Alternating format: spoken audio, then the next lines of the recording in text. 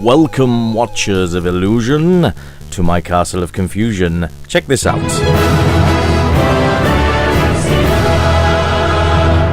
Yes, it's Halloween and it's time for a double feature. What do we start with? Ghosts and goblins, of course. So, I don't know what they're doing in that field for a start, but very suspect, isn't it? The guy's out of his armour in his boxer shorts. But there you go. Anyway, this game released by Capcom in 1985, ladies and gentlemen. 1985. And widely regarded as one of the hardest games of all time. Although, I have to say, there may be another successor to that crown, which we may be delving into very shortly. Anyway, I like this game. It's good fun, but it is bloody hard. You'll see why as we progress. I'm not actually sure how far I'm going to actually get with this, due to the reasons stated. However, I will give it a good shot, and we'll talk about some of the stuff that's in it. Now, here's the first little mini-boss that you get, and as you can see, he's a bit of a bastard already. Yes, gets out of the way of your lances, which is what you basically start with. There is other weapons you can pick up. You probably saw that zombie carrying a bag shortly, just a minute ago, and if you kill them, sometimes they drop other weapons. Some of them are good, some of them not so good. I think the flame throw thingy is a bit poo, but you can get swords, which I think are faster than the lance to throw, yeah, weapon wise it doesn't really matter. I think the distance weapons are probably better, just for sake of distance really, because you don't want those guys getting too close. This was released on quite a lot of the home computers as well. Definitely the Spectrum and the Amstrad, C64, Amiga and Atari ST, I believe. And I think it also had console releases. I know that Ghouls and Ghosts did, especially on the Super Nintendo, which again regarded as one of the hardest games on the console. Mr. Red didn't survive that way. But yeah, two very hard games from Capcom, but very entertaining and very well thought out, and actually transitioned to the home systems reasonably well, I have to say. Having the Spectrum version myself, I say that they pretty much squeezed everything they could into that cassette to make it as good as the arcade, or as good as it possibly could be. That's one of those pots I was talking about. Yeah, they did a really good job with home versions, with some soundtrack from Mr. Tim Follin as well, which was nice. But you can see here how difficult it is. You basically got 2 hits and you're dead. You start off with your armour on, and then you get hit, and then you get amusingly shot out into your boxer shorts. And then that's it. If you get hit again, you just crumble into a pile of bones. Now, some people are pretty good at this. I'm not one of those people, unfortunately, but I love the scrolling. It's very nice. The graphics are very pretty. Animations are well done. And there's not really much more apart from the music. The music is incredibly iconic. Love the Ghosts and Goblins soundtrack. It's absolutely fantastic. So yeah, it's a good game, and it'll keep you coming back for more, but it is highly frustrating. So if, like me, you find these games a little bit on the frustrating side, probably best left to the people that can actually do quite well. Anyway, let's crack on with our next title. Yes, being Halloween, it is actually Halloween night, 31st of October 2016, and we are going straight into the sequel. Now, there is no sound here, so I'm going to talk over the top of it. Basically, the knight here buggers off for no reason, and comes back 3 years later. Why? What did she say to him? What did he do? We have no idea. But look, evil is afoot, ladies and gentlemen. Evil is afoot. I don't mean that literally it's afoot, because that would just be weird.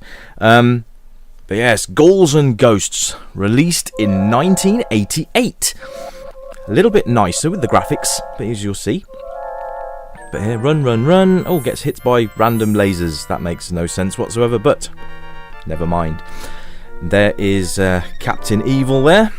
Right, as you can see, there's a bit of an upgrade as far as graphics go here. You've actually got stuff going on in the background now, like the lightning strikes. You've got the stocks in the foreground. You've now got birds to deal with as well. The difference with this game is now you can actually shoot upwards, which actually is very good. Again, I'm not brilliant at this game, so there's a good chance I'm not going to survive. If I die, I'll continue. But this is the arcade version, as was Ghosts and Goblins, and I do like this. Now, those wizards, I'm going to let him hit me with one of those in a bit, because I want you to see the effects it has on you. He can turn you into a duck, he can turn you into an old man. I think there's another couple of things he can do as well.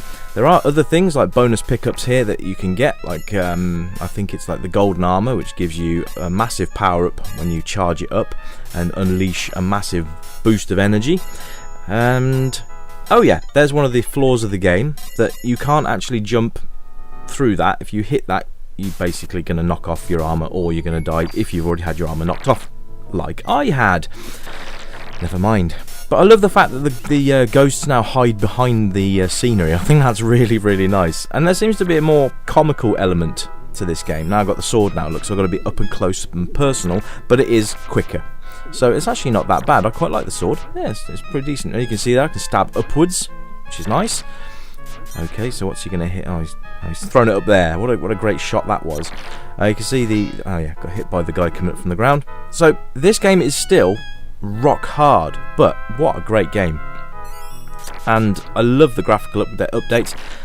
They've made the knight a little bit better, although they've stuck to the same formula that he runs around in his pants, which is great. Let's see, oh yeah, he's turned me into an old man now. I can still attack, which is nice. If you get turned into a duck, you can't, for obvious reasons.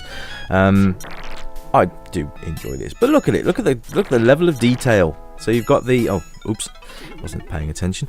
You've got the brickwork and the formula, but if you die, if you don't hit a save point or a marker, then you'll basically start from the beginning of the level again. But you know, that's alright, because everything spawns in exactly the same place. You can actually learn it. There you go, now I'm a duck. Now I can't do anything but jump. But I love these little animations, and it's quite a nice little sort of comedy element to the game as well, which is nice. So there you go. And the birds explode into those big balls of feathers, which I think is quite cool as well. I do like that. Now there's some bonus points we can pick up. The scrolling again, super smooth, which is great. There's the golden armour. Now, if you look there, I'm holding down the fire button to charge it up, and I dish out a fair bit of damage across the screen. I believe there are different effects depending on the weapon that you're holding, I think. So because I've got the lance, I'm doing lightning, but I think if I'd had the sword, it would be a different effect. Not 100% sure, but I believe the weapon is responsible for the effect that you have when you charge up. And all you need to do to charge up is hold down the fire button. Nice and simple. I do like this armour. It gives you a cape as well, so it gives you more that sort of epic knight feel that you've got in the game, which is great. And you can take out multiple enemies in one hit, which obviously you couldn't do with your normal abilities. So I'm going to lightning strike them. So if I'd have had any zombies coming in from the left or the right hand side, it would have taken care of them. And I've just blasted all three of those birds in one hit, which is absolutely brilliant. Now you can't jump and change direction in midair, which you can do in a lot of games these days. But on this one, you've got to basically time those jumps. Now, that wind is actually making it difficult to move, so you've got to time these jumps. All the ducks with these little demons here, these little wind devils, you've got to be careful with those. But you know, it's manageable. It's manageable. Oh, I got knocked out my armour. Never mind. This, I think, so far has actually been easier than Ghosts and Goblins thus far. I mean, it says that just as I die, but I think there we go, game over. So I will have another crack at that. And we'll continue where we left off. There you go, there's a save point. So we will continue from the Dust Devil area, which is nice. So you can see that the wind is having the effect in the trees, and the grass is moving and all that. I really think the attention to detail is great. And we'll see how far we can get to give you guys an idea of how crooked this game can be. There we go, there's the magician again. I'm going to jump over it this time. But because you can fire upwards, this makes this level a touch easier, because you can actually fire at them before they have a chance to attack you. Those things, you have to hit them in their red markers, otherwise you can't destroy them. A bit frustrating, but it's not impossible. There's those piggies up there, and I'm going to shoot them right up the arse with my lance. That can't be very comfortable, can it? Well, I love the colours. I really like the soundtrack, which is really nice, and you get a different one per level. So once we progress into the next level, if we progress into the next level, more to the point, then you'll be able to hopefully hear in the background. You should be able to hear the soundtrack blasting away anyway. I do try and keep the soundtracks low so you can hear me talk. Some games louder than others. Here is the boss of the level. So basically he's going to take his head off and spit fireballs at me. So basically I've got to hit him in the face. But it's now I've sort of backed myself into a corner. But as bosses go, he's actually not that difficult. It's literally just avoid the fireballs, which I did spectacularly there. But yeah, that's him. He's dead. That's it. Boss done. Infinitely easier than that mid-boss we had in Ghosts and Goblins. So yeah, we get the key, the door opens, and we celebrate and get our armour back, which is lovely. So you can see where the map's going. Again, so we've got a music change now. I'll just be quiet for a sec.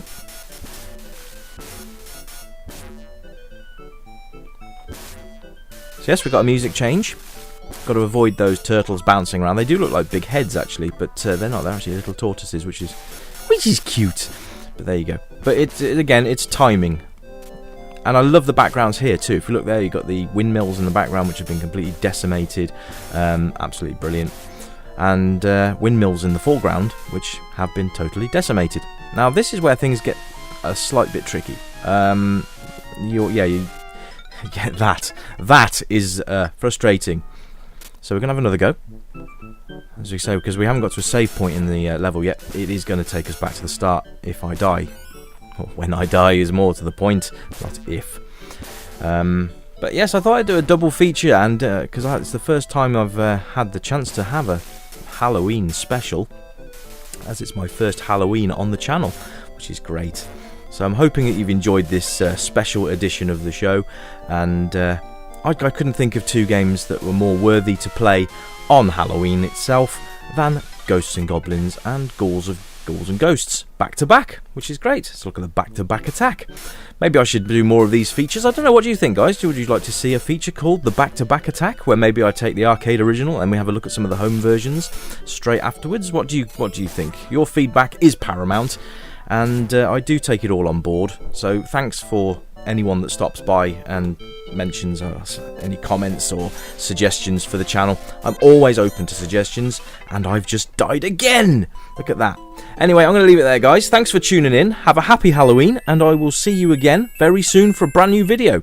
Ta-ta for now.